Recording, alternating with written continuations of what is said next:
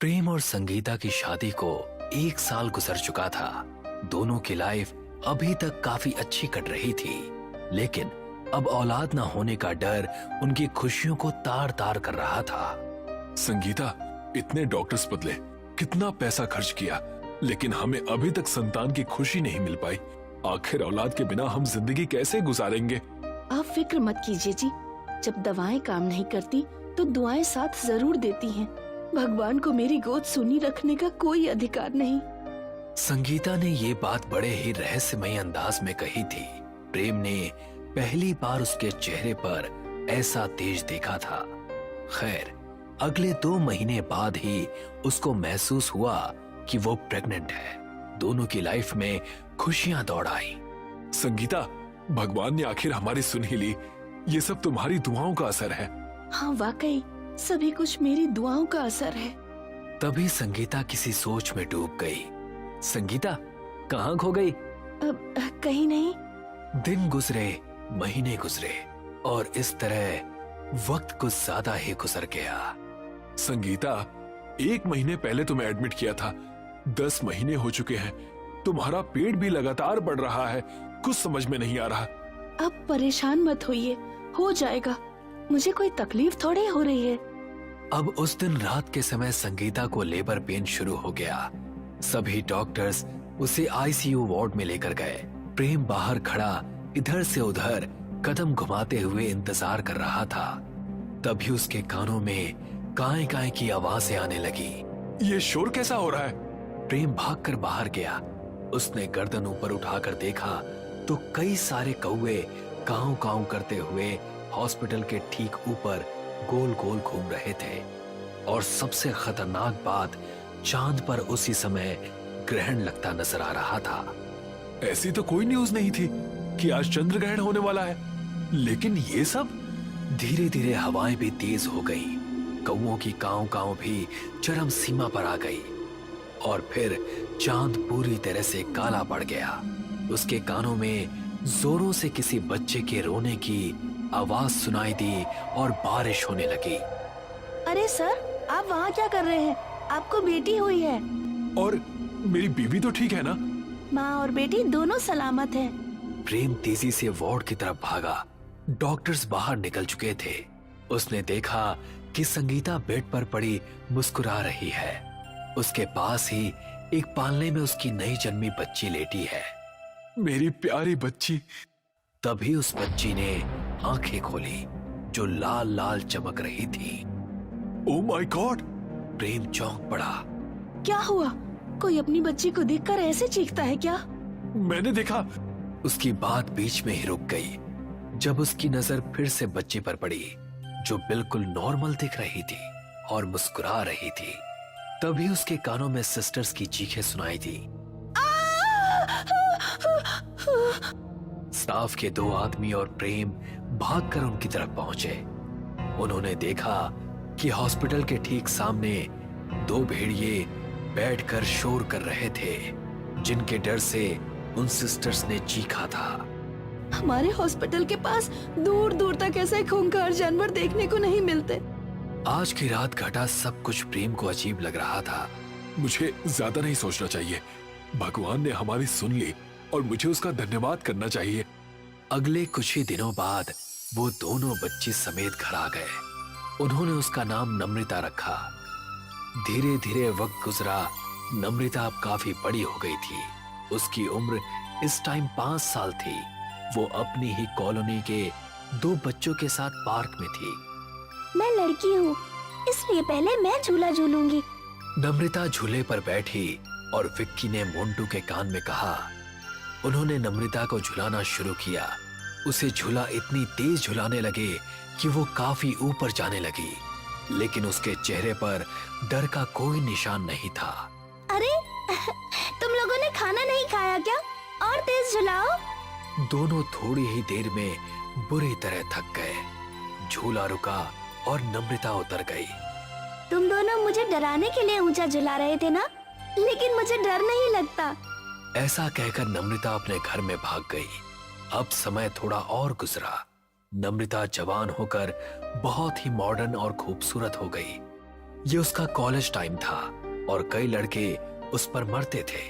एक दिन नम्रता अपने घर को वापस लौट रही थी तो उसे रास्ते में रितेश खड़ा नजर आया। अरे रितेश, तुम यहाँ बीच रास्ते पर क्यों खड़े हो? रितेश उसके करीब आया और बोला, मुझे तुमसे कुछ कहना था। कॉलेज में सबके सामने बोलने की हिम्मत नहीं थी, इसीलिए मैंने सोचा यहाँ बोलना ठीक रहेगा। ये सुनकर नम्रता मुस्कुराई और स्कूटी से उतरी। बोलो, क्या बोलना है? आज वैलेंटाइंस डे है। सभी लड़कियों को किसी ना किसी लड़के ने प्रपोज किया। उन्हें देखकर तुम्हारा मन नहीं हुआ कि कोई तुम्हें भी प्रपोज करे? नहीं, मुझे तो ऐसा कुछ महसूस नहीं हुआ। लगता है तुम्हें फील हो रहा है। ये सुनकर रितेश अपने घुटनों पर आ गया। अरे नम्रता, मैं तुमसे उसी दिन से प्यार करता हूँ जब तुम्हें पहली बार क्लास में देखा था, लेकिन कहने की हिम्मत आज जुटा पाया हूँ। ओह, ये मुझे थोड़ा सडनली लग रहा है। तुम आराम से जवाब दे सकती हो, कोई जल्दी नहीं है। ठीक है, कल कॉलेज के बाद मैं तुमको जहाँ बोलूंगी तुम वहाँ आ जाना। ये सुनकर रितेश बहुत खुश हुआ। फिर नम्रता भी वहाँ से चली गई। अगले दिन कॉलेज के बाद रितेश नम्रता के पास गया। जवाब का क्या हुआ? मुझे लगता है ठीक वैसी ही जगह रहेगी जैसी सुनसान जगह तुमने मुझे प्रपोज किया था। रितेश खुश हुआ और उसने नम्रता को बाइक पर बिठा लिया। फिर दोनों नम्रता की बताई एक जगह पर चले गए। ये रास्ता तो बहुत सुनसान है, चारों तरफ जंगल। आखिर तुम मुझे कहाँ लेकर जा रही हो? जब तक मैं रुकने को ना कहूँ चलते रहो। लड़की मैं हूँ या तुम? इतना क्यों डर रहे हो? अरे यही इसी घर के पास रोक दो। घर जंगल के बीचों बीच था, फिर भी रितेश हिम्मत दिखाते हुए उसके साथ घर के अंदर चला गया। ये घर अंदर से काफी अच्छा है, तुम यहाँ आती रहती हो क्या? रितेश ने इधर उधर नजरें घुमाई तो पाया कि वो घर में अकेला है। खिड़की के बाहर खड़ा कोई साया उसे देख रहा है। कौन है? अरे क्या हुआ, क्यों चिल्ला रहे हो? तुम कहाँ हो? सिर्फ आवाज आ रही है। मैं बाथरूम में हूँ यार। कहाँ है बाथरूम? तभी दरवाजा खुला। उसने देखा कि अंदर नम्रता अपने बदन पर सिर्फ तौलिया लपेटे खड़ी है। आंसर चाहिए तो तुम्हें भी अंदर आना होगा। उसकी बात सुनकर रितेश के चेहरे पर खुशी छलक आई और वो भी बाथरूम में घुस गया। तभी नम्रता ने शावर खोल दिया और रितेश को अपने गले लगा लिया। दोनों भीग रहे थे, उनके चेहरे एक दूसरे के करीब आ रहे थे। तभी शावर से पानी की जगह खून आने लगा। ये क्या है? खून? यार इतना डर क्यों रहे हो? मेरे साथ शावर लेने का मौका मिला है तुम्हें। लेकिन शावर से खून आ रहा है, तुम्हें ये डरावना नहीं लगता? ये सुनकर उसने रितेश की आंखों में आंखें डाली। मुझे तो कुछ भी डरावना नहीं लगता। मेरा लव बाइट तुमको बहुत पसंद आएगा। ऐसा कहकर उसने रितेश की गर्दन पर एक बाइट दिया। वो रितेश से अलग हुई और उसकी आंखें लाल लाल चमकने लगी। उसके दांत भी पिशाचों जैसे हो गए थे, जिनसे रितेश का खून टपक रहा था। तुम्हारा खून बहुत टेस्टी है रितेश। उम्मीद है मेरे साथियों को भी पसंद आएगा। उसने फिर से रितेश की गर्दन पर दांत गड़ा दिए। बाथरूम में खून भरता जा रहा था और उनकी कमर तक आ चुका था। रितेश पूरी तरह छटपटा रहा था और नम्रता उसका खून चूस रही थी। 3 बेहद खतरनाक दानव घर के अंदर आए। आ गए मेरे प्यारे साथी। तभी बाथरूम का दरवाजा खुला और उसके अंदर का खून बाहर निकलकर कमरे में फैल गया। नम्रता ने रितेश को जमीन पर फेंका। उसमें खड़े होने की भी ताकत नहीं बची थी। मेरे साथियों, मेरे पहले शिकार के साथ मजे करो। ये सुनते ही वो तीनों रितेश के शरीर पर टूट पड़े। नम्रता ने दरवाजा बंद किया और अब शावर से फिर से पानी निकलने लगा। उसके कानों में रितेश की चीखने चिल्लाने की आवाजें आ रही थी। कुछ ही देर में नहाकर और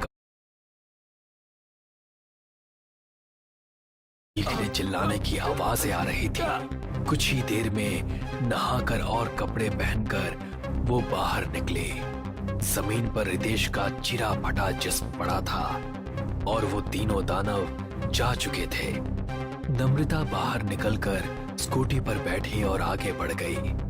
उसके सर पर कई कौवे कांव कांव करते हुए उसके साथ उड़ रहे थे। इस कहानी से जुड़े सभी खौफनाक रहस्यों को जानने के लिए इस कहानी का अगला पार्ट जरूर देखें।